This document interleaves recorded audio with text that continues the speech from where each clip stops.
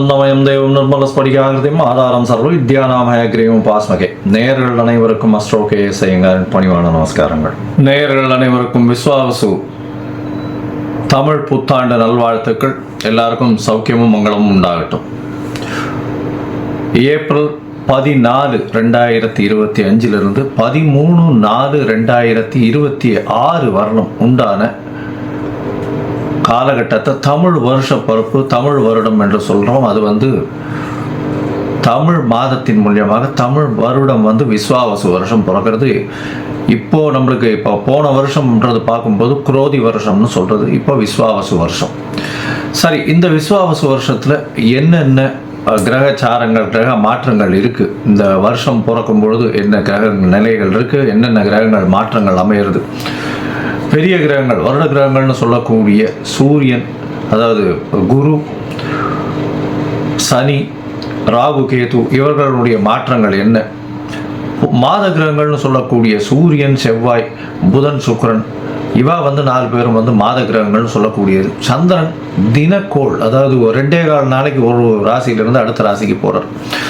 பொதுவாகவே பார்த்தீங்கன்னா இந்த வருடம் பிறக்கும் பொழுது தமிழ் வருடத்தின் ராஜா அப்படின்னு குறிப்பிடக்கூடியவர் பங்குனி மாதத்தின் அமாவாசை வரக்கூடிய நாளின் அடுத்த நாள், அதாவது இந்த தெலுங்கு வருடம் யுகாதி இருக்கு இல்லையா, யுகாதி வருஷம் பிறக்கிறது இல்லையா, யுகாதி தெலுங்கு வருடம் பிறக்கக்கூடிய நாளை, அந்த நாளின் ராஜா, அந்த நாளின் நாயகன் யாரோ, அதாவது கிரகம் எதுவோ அதுவே இந்த புது வருஷத்தின் ராஜாவாக எடுத்துக்கொள்ளப்படுறது. அதனால் இந்த வருஷம் பார்த்தேன்னா சூரியன் ராஜாவாகவும் அவரே சேனாதிபதியாகவும் அவரே அர்க்காதிபதியாகவும் வரார்.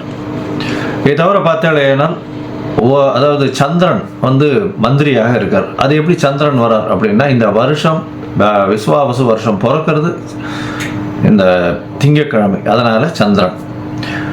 அதே மாதிரி பார்த்தேன்னா ஆவணி மாதம் சேனாதிபதி எப்படி டிசைட் பண்ணுறது அப்படின்னா, சேனாதிபதினு சொல்லக்கூடியது ஆவணி மாதம் வரக்கூடிய முதல் நாள் சேனாதிபதியும், ஆடி மாதம் அப்படின்னு சொல்லக்கூடியது சஸ்யாதிபதி. இதெல்லாம் எதுக்கு முக்கியம் அப்படின்னா, சஸ்யாதிபதி அப்படின்னா இந்த விளைச்சல் எப்படி இருக்கும் அப்படின்னு சொல்லக்கூடியது. சேனாதிபதியை எதுக்கு சொல்கிறோம் அப்படின்னா, இந்த இராணுவங்கள், அதை தவிர தளவாடங்கள், அதை தவிர நம்முடைய பாதுகாப்பு, இதை ஆளக்கூடியவர் யார் அப்படின்னா சூரியனாக இருப்பார் இந்த வருஷம். அதனால் என்ன ஆகும் அப்படின்னா, இந்தியாவினுடைய பொதுவாகவே இந்த லா அண்ட் ஆர்டர் ரொம்ப ஸ்ட்ராங்காக இருக்கும், மிகவும் கடுமையான சட்டங்கள் பாயக்கூடிய காலகட்டமாக இருக்கும். ஏன்னா சூரியனே ராஜாவாக இருக்கார். அதை தவிர வரிகள் கொஞ்சம் அதிகமாக இருக்கும், விலைவாசி கொஞ்சம் அதிகமாக போகக்கூடிய வாய்ப்புகள் நிச்சயமாக உண்டு. இதை தவிர பார்த்தாலேனா இந்த செவ்வாய் உங்களுக்கு அதாவது இந்த வருஷம் தனாதிபதினு சொல்லக்கூடியவர் செவ்வாய். தனாதிபதி அதாவது தானியாதிபதினு சொல்லக்கூடியவர் செவ்வாய். தானியங்கள்லாம் விளைவிக்கிறதுக்கு செவ்வாய்ன்றதுனால நெருப்பின் மூலியமாக தானியங்கள் அதாவது லாஸ் ஆகக்கூடிய வாய்ப்புகள் மிகவும் அதிகமாகும். அதை தவிர தானியங்களுடைய ஸ்கேர்சிட்டி கொஞ்சம் அதிகமாக இருக்கும், அதாவது தானியங்கள் கிடைக்கிறதுல கம்மியாக இருக்கும். அதன் மூலியமாக விலைவாசிகள் ஏறக்கூடிய வாய்ப்புகள் மிகவும் அதிகம். தங்கம் விலை ஏறக்கூடிய வாய்ப்புகள் நிச்சயமாக உண்டு. தங்கம் அதிக உச்சம் தொடக்கூடிய வாய்ப்புகள் மிகவும் அதிகம் இந்த வருஷம் பார்த்தாலேயானால். இது ஏன்னா குரு பகவான் 3ஆம் இடத்துல போகிறார், அது அவருடைய வீட்டையே வேற 9ஆம் இடத்த பாக்கியஸ்தானத்தையும் பார்க்கிறார். அதனால் தங்கத்தின் விலை அதிகமாக போகக்கூடிய வாய்ப்புகள் நிச்சயமாக இருக்கும். அது தவிர பார்த்தேன்னா இந்த வருஷம் மழை கொஞ்சம் அதிகமாகவே இருக்கும். ஆனால் தேவையான அளவிற்கு மேல் பெய்யும், தேவையான இடத்தில் பெய்யாமல் போகும். தேவையான இடத்தில் பெய்யாமல் போகும்னா நகரங்களில் கொஞ்சம் அதிகமாக பெய்யக்கூடியதாக இருக்கும். இதன் மூலியமாக இந்த வெள்ளம் வர்றது, அந்த மாதிரியான பிரச்சனைகள் கொஞ்சம் அதிகமாகவே இருக்கும்.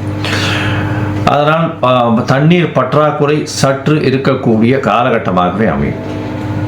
சரி, மொத்தத்தில் இந்த வருஷத்தில் பார்த்தேன்னா சூரியனுடைய கட்டுப்பாட்டில் எல்லா விஷயங்களும் வர்றதுனால நாட்டை ஆளக்கூடியவர்களுக்கு நல்ல ஒரு ஏற்றமான காலகட்டமாக இருக்கும். இருந்தாலும் கடுமையான சட்டங்கள் கொஞ்சம் அதிகமாக வரக்கூடிய வாய்ப்புகள் நிச்சயமாக உண்டு. சனியும் ஆட்சியில் போயிருக்கார். இந்த வாட்டி கும்பத்திலேயே போய் ஆட்சியில் இருக்கிறது, மூலத்திரிகோண வீட்டில் இருக்கிறதுனால தொழிலாளர்களுக்கு மிகவும் கடினமான காலகட்டமாக இந்த வருஷம் அமைய போகிறது. பண பற்றாக்குறை கொஞ்சம் அதிகமாகவே இருக்கும். தொழிலாளர்கள் மத்தியில் பண வரத்து அதிகமாக இருக்காது. ஃப்ரீ ஃப்ளோ ஆஃப் மணி இருக்கிறதுக்கு வாய்ப்புகள் மிகவும் கம்மி. வியாபாரிகளுக்கு சற்று பின்னடைவு இருக்கும். ஏன்னா இந்த வருஷம் பிறக்கும் பொழுதே வந்து புதன் 12ஆம் இடத்துல நீச்சப்பட்டு போகிறார். விரயங்கள் வியாபாரிகளுக்கு கொஞ்சம் அதிகமாகவே இருக்கும். லாசஸ் கொஞ்சம் அதிகமாக இருக்கக்கூடிய வாய்ப்புகள் நிச்சயமாக உண்டு. இருந்தாலும் நீச்ச பங்கம் அடைகிறார், அதாவது அதாவது விட்டு வெளியில் போகிறதுனால நல்ல ஏற்றங்கள் கிடைக்கக்கூடிய காலகட்டமாகவும் அமையும். வியாபாரத்தின் மூலியமாக இந்த ஷேர் மார்க்கெட் இண்டிசஸ்லாம் பார்த்தீங்கன்னா, ஷேர் மார்க்கெட் இண்டிசஸ்லாம் வந்து உள்நாட்டு உற்பத்தி வெளியில் போய் அது ஒரு பெரிய ஏற்றத்தை கொடுக்கும். இம்போர்ட் எக்ஸ்போர்ட் பிஸ்னஸ் ஒரு பெரிய மாற்றம், பெரிய உச்சத்தை தொடக்கூடிய வாய்ப்புகள் நிச்சயமாக உண்டு. மொத்தத்தில் பார்த்தோம்னா இந்த வருஷம் பெரிய ஏற்றம் நல்லபடியாக இருக்கும். பெண்களுக்கு மிகவும் ஏற்றமான வருஷம். பெண்கள் வந்து நல்ல எல்லா இடத்துலையும் வந்து ஒரு ஐகானிக் ப்ரெசன்டேஷன் இருப்பாங்க. ஏன்னா சுக்கிரன் வந்து உச்சம் பெற்று போயிருக்கக்கூடிய காலகட்டத்தில் இந்த வருஷம் பிறகுறது அது ஒரு பெரிய ஏற்றம். பரிவர்த்தனை யோகத்திலையும் பிறகுறது, அதாவது குருவின் பரிவர்த்தனையும் இருக்குது. அதனால் பணம், பெண்களின் கையில் பணம் வந்து ரொம்ப அதிகமாக இதுவாகும். அதாவது அதே மாதிரி இந்த களியாட்டங்கள்னு சொல்லக்கூடிய இந்த கிளாமர் இண்டஸ்ட்ரியில் கொஞ்சம் அதிகமாக செலவுகள் அதிகமாக இருக்கும். ஃப்ளாஷி இண்டஸ்ட்ரியில் கொஞ்சம் அதிகமாக இருக்கும். அது தவிர போதை வஸ்துக்கள், அது தவிர இந்த மதுபானங்கள் இதெல்லாம் வந்து அதிகமான விலை ஏறக்கூடிய, அதிகமாக கன்சியூம் பண்ணக்கூடிய வாய்ப்புகள் மிகவும் அதிகமாக இருக்கும். சரி, இந்த வருஷத்தினுடைய மாற்றங்கள் என்னென்ன அப்படின்றத பார்ப்போம். இந்த வருஷம் பிறக்கும் பொழுது பார்த்தோம்னா சூரியன், அதாவது சித்திர மாதம் அப்படின்றதுனால சூரியன் உச்சம் பெற்று மேஷத்தில் மேஷ ராசியில் இருக்க. காலபுருஷ தத்துவத்தின் 2ஆம் ராசியில் வந்து குரு, 4ஆம் ராசியில் அதாவது கடகத்தில் செவ்வாய் நீச்சப்பட்டும், கேது 6ஆம் இடத்திலும், சனி ஆட்சி மூல திரிகோணத்தோடு வந்து கும்பத்திலையும், அது தவிர ராகு, புதன், சுக்கிரன் இந்த 3 கிரகங்கள் வந்து மீனத்திலையும் இருக்கு. இந்த வருஷம் ஆரம்பிக்கும் பொழுது இந்த வருஷத்தின் வரக்கூடிய பெயர்ச்சிகள்னு பார்த்தோம்னா, முதல்ல வரக்கூடிய பெயர்ச்சி அப்படின்னா 26/4/2025 அன்னைக்கு ராகு கேது பெயர்றார். வாக்கிய பஞ்சாங்கம் பிரகாரம் ராகு பகவான் மீனத்திலிருந்து கும்பத்திலும், கேது கன்னியிலிருந்து சிம்மத்திலையும் வர. இந்த வருஷம் பார்த்தாலேயானால் குரு பெயர்ச்சி வருது. குரு 11/5/2025 குரு தன்னுடைய ரிஷப ராசியிலிருந்து மிதுன ராசிக்கு போகிறார். அதாவது அவர் வந்து பரிவர்த்தனை யோகத்தில் இருந்தார். ரிஷப ராசியிலிருந்து மிதுன ராசிக்கு போகிறார் குரு.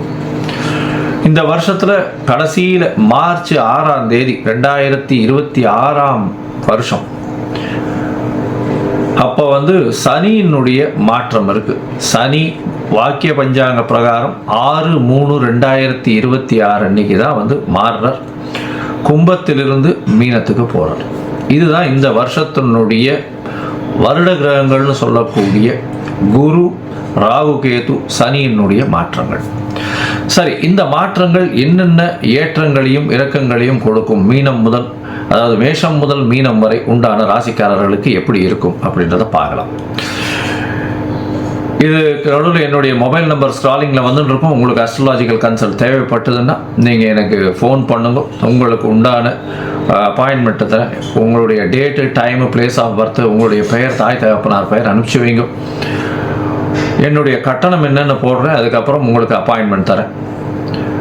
உங்களுடைய அப்பாயின்மெண்ட்டை போடும்போது உங்களுடைய ஹாரஸ்கோப் போடுவோம். ஹாரஸ்கோப்பில் சந்தி இருக்கான்னு முதல்ல பார்க்கணும். ஏன்னா நட்சத்திர சந்தி, பாத சந்தி, அது தவிர லக்ன சந்தி இதெல்லாம் இருந்ததுன்னா இந்த காலகட்டத்தில் நன்னா இருக்குன்னு நினச்சின்னு இருப்போம். ஆனால் நன்னா இருக்காது. எதனாலன்றதே புரியாது. உங்களுக்கு வந்து துலா லக்னமாக இருக்கும், நல்ல தசை நடக்கிறதுன்னு நினச்சின்னு இருப்போம். ஆனால் நல்ல தசையாகவே இருக்காது உங்களுக்கு. ஏன்னா அது லக்ன சந்தியாக வந்திருக்கும். விசாகம் 3ஆம் பாதம் நினச்சின்னு இருப்பீங்க, விசாகம் 4ஆம் பாதம் ரிச்சிக லக்னமாக இருக்கும். அதனால் நிறைய பேருக்கு என்கிட்ட வர்றவாளுக்கு 40, 45 வயசு, 50 வயசுலாம் இருக்கிறவாள்லாம் அவள் நட்சத்திரமே தெரியாமல் அவள் வந்து மிருகசீரிஷம்னு சொல்லிட்டு இருப்பாள். மிருகசீரிஷம் 2ஆம் பாதம்னா ரிஷபத்தில் வரும், 3ஆம் பாதம்னா மிதுனத்தில் வரும். அதனால் அந்த மாற்றத்திலேயே அவர்கள் வந்து யாருக்கு அர்ச்சனை பண்ணுறோம்னே தெரியாமல் பண்ணிட்டு இருப்பாள். அதனால் சந்தி முதல்ல தெரிஞ்சுட்டு எந்த நட்சத்திரம், என்ன பாதம், என்ன லக்னம், என்ன லக்னத்தின் பாதம் அப்படின்றத தெரிஞ்சுட்டு அவர்களுக்கு இப்பொழுது ஏற்ற தசையாக இந்த காலகட்டத்தில் நடக்கக்கூடிய தசாபுக்தி, அந்தரம், சூக்ஷ்மம், அதை தவிர கோல்சாரம் எப்படி இருக்குது அப்படின்றத வச்சு அவர்களுடைய பலன்கள் எப்படி இருக்கும் அப்படின்றதையும் சொல்கிறேன். சரி, இப்போ மேஷம் முதல் மீனம் வரை விஸ்வாசு வருஷம் 2025-26 ஏப்ரல் 14 முதல் 2025 ஏப்ரல் 13 வரை 2026 வரை உண்டான பலன்கள் ஒன்றொன்னா பார்க்கலாம். மகரம், உத்திராடம், திருவோணம், அவிட்டம் இந்த 3 நட்சத்திரம் 9 பாதங்களை கொண்ட ராசி. ராசியின் அதிபதினு சொல்லக்கூடியவர் சனி. சனி உங்களுடைய ராசியின் அதிபதி. இந்த வருஷம் பார்த்தோன்னா விஸ்வாவசு வருஷத்தில் இந்த வருஷம் மொத்தமே முக்காவாசி, அதாவது மார்ச் 2026 6ஆம் தேதி அன்னைக்கு தான் சனி கும்பத்திலிருந்து மீனத்துக்கு போகிறார். அப்போ தான் உங்களுக்கு 7.5 சனியிலிருந்து விடுதலை ஆகுது. இப்போ பாத சனி நடந்திருக்கு. கடைசி 2.5 வருஷத்தில் கடைசி வருஷம் போயின்னு இருக்கு. இப்போது இந்த வருஷம் பார்த்தோம்னா பொதுவாகவே வருஷ கிரகங்கள்னு சொல்லக்கூடிய குரு, ராகு, கேது, சனி இவர்களினுடைய மாற்றங்களை வச்சு இந்த வருஷ பலன்களை சொல்லுவோம். இந்த வருஷம் உங்களுடைய ராசிக்கு பார்த்தோம்னா மகர ராசிக்கு குரு உங்களுடைய ராசிக்கு 5ஆம் இடத்துல இருக்கிறவர் 6ஆம் இடத்துக்கு போகிறார். 6ஆம் இடத்துக்கு 11/5/2025 6ஆம் இடத்துக்கு போகிறார். என்ன சார் இது, குரு 6ஆம் இடத்துக்கு போய் மறைஞ்சு போகிறாரு அப்படின்னா கவலைப்பட தேவையில்லை. உங்களுடைய ராசிக்கு 2 மறைவு ஸ்தானத்தின் அதிபதினு சொல்லக்கூடியவர், அதாவது 3, 12 அதிபதி 6ஆம் இடத்துல போகிறார். என்ன ஆகும் அப்படின்னா வெளிநாடு சுற்றுப்பயணத்திற்காக நீங்கள் சிறிய கடன் வாங்க வேண்டியிருக்கும். புதுசாக முயற்சிகள் எடுக்கிறதுக்குன்னு புதிய கடன்கள் வாங்கக்கூடிய வாய்ப்புகள் உண்டு. கடன் வாங்கும் பொழுது என்ன ஆகும் அப்படின்னா படிக்கிறதுக்குன்னு கடன் வாங்க வேண்டிய காலகட்டமாக அமையும். அதை தவிர வேலை செய்யக்கூடிய இடத்துல உங்களுக்கு ஒரு பெரிய ஏற்றம் கிடைச்சி நீங்கள் வெளிநாடு போகக்கூடிய பாக்கியம் இந்த வருஷம் உங்களுக்கு கண்டிப்பாக இருக்கும். அதாவது ஆஃப்ஷோர் ப்ராஜெக்ட்னு சொல்லுவாங்க இல்லையா, ஆன்சைட் ப்ராஜெக்ட்ஸ்னு சொல்லுவாங்க. அந்த மாதிரி கம்ப்யூட்டர் சாஃப்ட்வேரில் இந்த மாதிரி இதில் ஐடி பர்சனலாக இருக்கிறவங்களுக்கு கண்டிப்பாக வெளியூர், வெளிமாநிலம், வெளிநாடு போகக்கூடிய, நாட்டை விட்டு வெளியில் டிராவல் பண்ணக்கூடிய பாக்கியம் இந்த வருஷம் நிச்சயமாக கிடைக்கும். ஏன்னா 6ஆம் இடத்துல பார்த்தலையானால் குரு போய் உட்கார்ந்து அவரே 12ஆம் இடத்தை பார்க்குறார். வேலையின் நிமித்தமாக வெளிநாடு செல்லக்கூடிய வாய்ப்புகள் நிச்சயமாக உண்டு. புதிய கடன் அமையும். கடன் நல்ல சுப செலவுகளுக்குன்னு அமையக்கூடிய வாய்ப்புகள் நிச்சயமாக உண்டு. அது தவிர பார்த்தீங்கன்னா உங்களுடைய சுகங்கள், அதாவது அயன சயன போகஸ்தானம்னு சொல்லக்கூடிய 12ஆம் இடத்தை குரு அவருடைய வீட்டையே பார்க்கறதுனால இந்த சுகஸ்தானங்கள், அந்த போகஸ்தானங்கள், அதாவது என்ஜாய் பண்ணுறதுக்குன்னு வெளியூர் வெளிமாநிலம் போய் சுற்றி பார்க்கறது, இதெல்லாம் இதுக்குன்னு சில செலவுகள் பண்ணக்கூடிய வாய்ப்புகள் நிச்சயமாக உண்டு. இந்த வருஷம் பார்த்தீங்கன்னா உங்களுடைய ராசிக்கு 2ஆம் இடத்துல இருக்கக்கூடிய சனி பகவானோட ராகுவும் சேர்றார். எப்போ இந்த வருஷம் ஆரம்பித்து ஒரு 15 நாளைக்குள்ளேயே, அதாவது 14ஆம் தேதி இந்த வருஷம் ஆரம்பிக்கிறது, 14/4/2025 ஆரம்பிக்கிறது. 26ஆம் தேதி அன்னைக்கு, அதாவது 11 நாள் 12 நாள்லேயே ராகு கேதுவினுடைய பெயர்ச்சி வருது. இந்த ராகு கேதுவினுடைய பெயர்ச்சி 2ஆம் இடத்தில் ராகுவும் 8ஆம் இடத்தில் கேதுவும் இருக்க போகிறான். இந்த மாதிரியான விஷயம் போது என்ன ஆகும் அப்படின்னு பார்த்தோம்னா 2ஆம் இடத்தில் இருக்கக்கூடிய ராகுவின் மூலியமாக பேச்சில் சிறு சிறு பிரச்சனைகள் வந்தாலும் பணத்திற்கு பஞ்சமே இருக்காது. பண வரவு அபரிமிதமாக இருக்கக்கூடிய காலகட்டம். அதோட பார்த்தோம்னா குரு தனகாரகன்னு சொல்லக்கூடியவர் உங்களுடைய ராசிக்கு 2ஆம் இடத்தையே பார்க்குறார். அதனால தனஸ்தானத்தையும் பார்க்குறார். தனஸ்தான அதிபதியான சனி ஆட்சி பெற்று மூலத்திரிகோண வீட்டில் போய் உட்கார்ந்துருக்கிறார். அதனால இந்த வருஷம் மொத்தமே உங்களுக்கு பணத்திற்கு எந்த விதமான தட்டுப்பாடும் இருக்கக்கூடிய வாய்ப்புகள் இல்லை. பேச்சில் மட்டும் ரொம்ப ஜாகிரதையாக இருக்கணும். குடும்பத்தில் சிறு சிறு பிரச்சனைகள் வரும். கணவன் மனைவிக்குள்ள சிறு சிறு பிரச்சனைகள் வரும். இருந்தாலும் அது பேசி தீர்க்கக்கூடிய அளவிற்கே இருக்கும். குருவின் பார்வை இருக்கிறதுனால எந்த ஒரு பெரிய பிரச்சனைக்கும் எடுத்து செல்லக்கூடிய வாய்ப்புகள் நிச்சயமாக இல்லை. உங்களுடைய ராசிக்கு பார்த்தோம்னா 8ஆம் இடத்துல கேது வர்றார். கேது 8ஆம் இடத்துல குருவும் 6ஆம் இடத்துல, அதாவது 12ஆம் அதிபதியும் 6ஆம் இடத்துல வர்றதுனால உடல் நலத்தில் சற்று பின்னடைவு இருக்கக்கூடிய வாய்ப்புகள் நிச்சயமாக உண்டு. ஏன்னா 6ஆம் இடத்துல இருக்கக்கூடிய குரு அவருடைய தன்மையான, அதாவது சுகர் ஏறுறது, அதை தவிர கொலஸ்ட்ரால் லெவல்ஸ் ஏறுறது, இதெல்லாம் கொஞ்சம் அதிகமாக போகக்கூடிய வாய்ப்புகள் நிச்சயமாக உண்டு. அதனால் ஏர்லி மார்னிங் ப்ராக்டிஸ் பண்ணுறது இதெல்லாம் அதாவது ரெகுலர் எக்ஸசைசிங் இதெல்லாம் ரெகுலராக பண்ணுங்க. ரெகுலர் செக்அப் டாக்டர்கிட்ட போய் பண்ணிக்கோங்க. இது உங்களுடைய ஏற்றத்தை கண்டிப்பாக கொடுக்கும். இந்த வருஷம் உங்களுடைய ராசிக்கு பார்த்தேடையானால் 10ஆம் இடத்தை குரு பார்க்குறார், 12ஆம் இடத்தை குரு பார்க்குறார், 2ஆம் இடத்தை குரு பார்க்குறார். இது ஒரு பெரிய ஏற்றமான காலமாக இருக்கும். ஏன்னா தொழில் ஸ்தானத்தை வந்து குரு பார்க்கறது பெரிய விசேஷம். தொழிலில் வந்து பெரிய ஏற்றம் கிடைக்கக்கூடிய காலகட்டமாக அமைப்போகிறது. எந்த தொழிலாக இருந்தாலும் அதில் பெரிய வெற்றியை அடையக்கூடிய வாய்ப்புகள் நிச்சயமாக உண்டு. அதுவும் வந்து பார்த்தாலேயானால் இந்த மகர ராசிக்காரர்கள் இரும்பு சம்பந்தப்பட்ட தொழில், சுரங்கத்திலிருந்து எடுக்கக்கூடிய பொருட்கள் மூலியமாக தொழில், கருப்பு மண், அதை தவிர எண்ணெய் வித்துக்கள், அதை தவிர இரும்பு சம்பந்தமான தொழில்கள், தோல் சம்பந்தமான தொழில்கள், இந்த மாதிரியான விஷயங்கள், டயர், இந்த மாதிரியான விஷயங்கள்லாம் பெரிய ஏற்றம் கொடுக்கக்கூடிய வாய்ப்புகள் நிச்சயமாக உண்டு. அதை தவிர பார்த்தாலேயானால் இந்த நீதிபதிகள், லா அண்ட் ஆர்டர் இது பண்ணுறவங்க, சட்டத்துறையில் இருக்கிறவங்க, இவங்களுக்கு வந்து பெரிய ஏற்றம் கிடைக்கக்கூடிய காலகட்டமாக நிச்சயமாக அமையும். இந்த வருஷத்தில் பார்த்தாலேயானால் உங்களுடைய ராசிக்கு 12ஆம் இடத்தை குரு பார்க்கறதுனால வெளிநாடு போய் இருக்கக்கூடிய பாக்கியம் நிச்சயமாக வரும். வேலை நிமித்தமாக வெளிநாடு போகக்கூடிய பாக்கியம் உண்டு. அது தவிர பார்த்தோம்னா ராசிக்கு 2ஆம் இடத்தையும் குரு பார்க்கறதுனால பண வரவிற்கு பஞ்சம் இருக்காது. இந்த வருஷத்தில் பார்த்தாலேயானால் மொத்தத்தில் மகர ராசிக்காரர்களுக்கு ஏற்றமான வருஷம். ஏற்றத்தில் பார்த்தாலேனா குரு மாற்றத்தில் கொண்டு வந்ததனால் ஏற்றத்தை அதிகமாக கொடுக்கக்கூடிய வருடம். 6ஆம் இடத்தில் குரு இருப்பதினால் புதிய கடன் வாங்கக்கூடிய வாய்ப்பு, வெளிநாடு செல்லக்கூடிய வாய்ப்பு, போட்டித் தேர்வில் வெற்றி பெறக்கூடிய வாய்ப்பு, வேலையில் பெரிய ஏற்றம் கிடைக்கக்கூடிய வாய்ப்பு, வேலையின் மூலியமாக வெளிநாடு வெளியூர் போகக்கூடிய வாய்ப்பு, வெளிநாட்டில் பர்மனன்ட் ரெசிடென்ஷிப் கிடைக்கக்கூடிய வாய்ப்பு, பண வரவுக்கு பஞ்சம் இருக்காத காலகட்டமாக அமையும். ராகுவின் 2ஆம் இடத்தில் இருக்கக்கூடிய காலகட்டத்தில் பேச்சில் சற்று கவனம் தேவை. குடும்பத்தில் சிறு சிறு சலசலப்புகள் இருக்கக்கூடும். உடல் நலத்தில் சற்று கவனமாக இருக்கிறது ரொம்பவும் நல்லது. தொழிலில் பெரிய அபிவிருத்தி இருக்கக்கூடிய காலகட்டமாக இருக்கும். சட்டம் ஒழுங்கு, சட்டம் பராமரிப்பு, நீதிபதிகள், வழக்கறிஞர்கள், எள்ளு, எண்ணெய், அதை தவிர வந்து கருப்பு நிற ஆடைகள், இதெல்லாம் பண்ணுறவங்க, இரும்பு சம்பந்தமான தொழில் செய்பவர்களுக்கெல்லாம் பெரிய ஏற்றமான காலமாக இந்த வருஷம் அமைய போகிறது. இந்த வருஷத்தில் சனியினுடைய 2ஆம் இடத்தினுடைய இருக்கக்கூடியதுனால கண்டிப்பாக பேச்சில் ரொம்ப கவனமாக இருக்கணும். பணவரவிற்கு பஞ்சம் இருக்காது. எந்த ஒரு பேச்சை பேசினாலும் தவறாக புரிந்து கொள்ளக்கூடிய காலகட்டமாக அமையும். இந்த வருஷம் பெரிய ஏற்றமான வருஷம். மகர ராசிக்காரர்கள் பெரிய சிகரத்தை தொடக்கூடிய அளவிற்கு இருக்கக்கூடிய காலகட்டம். இந்த வருஷம் பார்த்தீங்களேனால் நீங்கள் அருகில் இருக்கக்கூடிய, அதாவது திருநள்ளாறு போயிட்டு வாங்க. ஒரு தரம் திருநள்ளாறு போய் சனீஸ்வர பகவானை வேண்டிட்டு வாங்க. ஏன்னா பாத சனி நடந்துட்டு இருக்கு. நல்ல ஒரு ஏற்றமான காலம். உடல் நலத்தில் மட்டும் ரொம்ப கான்சன்ட்ரேட்டடாக இருங்கோ. உடல் நலத்துக்கு எதையும் காம்ப்ரமைஸ் பண்ணவே பண்ணாதீங்க. உடல் நலத்தில் கான்சன்ட்ரேட்டடாக இருங்கோ.